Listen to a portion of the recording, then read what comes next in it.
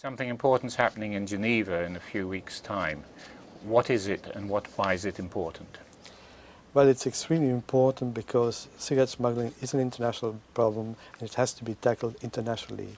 So in Geneva there will be a second round of negotiations to negotiate a new treaty to tackle cigarette smuggling and to decrease cigarette smuggling around the world. My name is Luk Joossens. I'm Senior Policy Advisor of the Framework Convention Alliance. We've looked into a new brand that's out here called Jinling. What is Jinling and what's different about it? Well, Jinling is a cigarette brand which is legally produced in Kaliningrad, Russia, and is destined for the smuggling market in Europe. So it's amazing that a cigarette brand is Russian with a Chinese name, legally manufactured, and is completely destined for the illegal market. How serious a problem is it? It's a serious problem because it was a minor brand a couple of years ago and now it's among the most seized cigarettes in Europe. Why is it a special problem?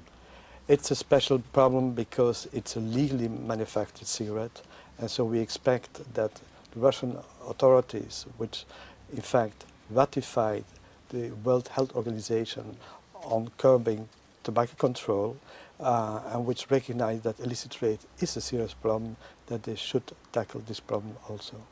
What should the Russian government do now?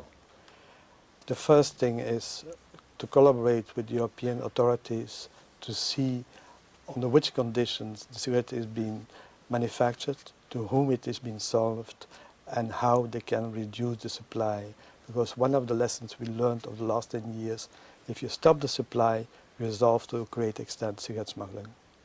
You're one of the people we regard as the grandfather of the whole expose of big tobacco cigarette smuggling. You produced a seminal piece of work in the 1990s. Very briefly, say what you did in the 1990s. Well, I'm from Belgium, and I discovered that cigarettes came to Belgium in transit. 70 billion cigarettes. Happily, they were not destined for the Belgian market, but they went in transit. Transit means no taxes. And in fact, they were destined for the illegal market, such as in Spain and Italy. And it was done with industry complicity. As a result of the whole situation, European authorities sued the tobacco companies, and as a result of the lawsuits, the level of smuggling went down dramatically, both in Spain and in Italy. One of the things you did was a simple piece of arithmetic with import and export figures. Say about that. Well, we looked at cigarettes which were exported globally. Normally when you export cigarettes, you expect that it will be imported in another country, but then we saw that there was a difference between 350 to 400 billion cigarettes which never entered in the country of import, so they disappeared during the international transport, and in fact they were destined for the illegal market. And 400 billion cigarettes, that's quite a lot. How much is it worth? Well, we make now estimates that the smuggling market, illegal market globally is something like 40 to 50 billion dollars. Every year? Every year. Who's behind the smuggling market? 10 years ago, it was clearly the industry. But things have evolved, there have been the lawsuits, they have been reacting to the lawsuits, and now we have the impression that everything is becoming more complex. You have the growth of counterfeit trade, you have the small-scale smuggling from countries where prices are very low to high price countries, so everything has become more complex. Some of the big tobacco companies have done deals. Could you tell us about the deals and what you think of them? Well, as a result of the lawsuits of the European Community, there has been 2 agreements signed, legally binding agreements, between the European Community and Japan Tobacco and Philip Morris. The main aspect is that if there's a dispute, you can go to court and enforce the agreement. The second thing is, when cigarettes are seized, the companies agree to pay all the taxes back, and even after a certain amount, 5 times more. So these are serious payments, and as a result of the lawsuits and consolidated by the agreements, we have the impression that those companies have changed their attitude and behavior, at least in this region of the world. What about in Africa? Have the companies changed? Have Big Tobacco changed its practices in Africa? We have no idea what they are really doing over there, and we have the impression that the companies are still involved. So it's much more difficult to have a clear picture of what's happening in Africa.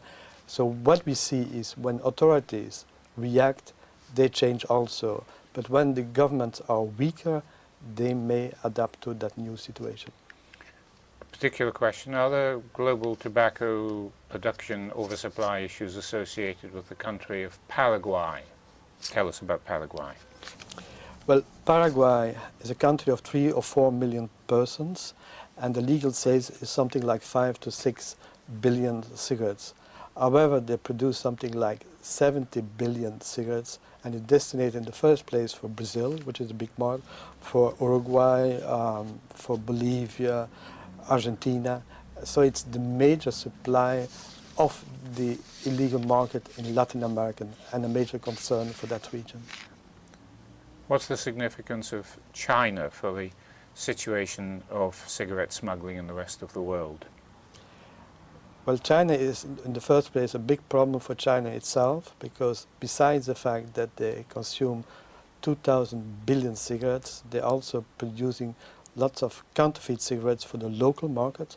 And then there are the start of the supply of counterfeit cigarettes all over the world.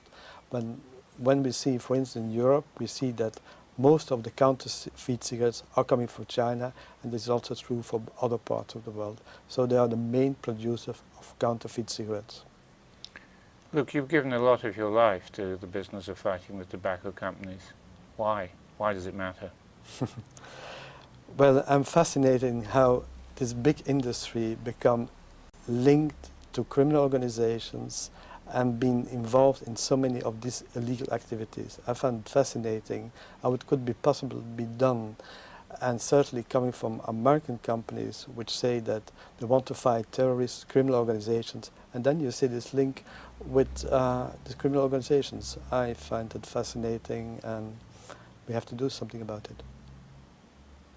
Thank you. Thank you very much.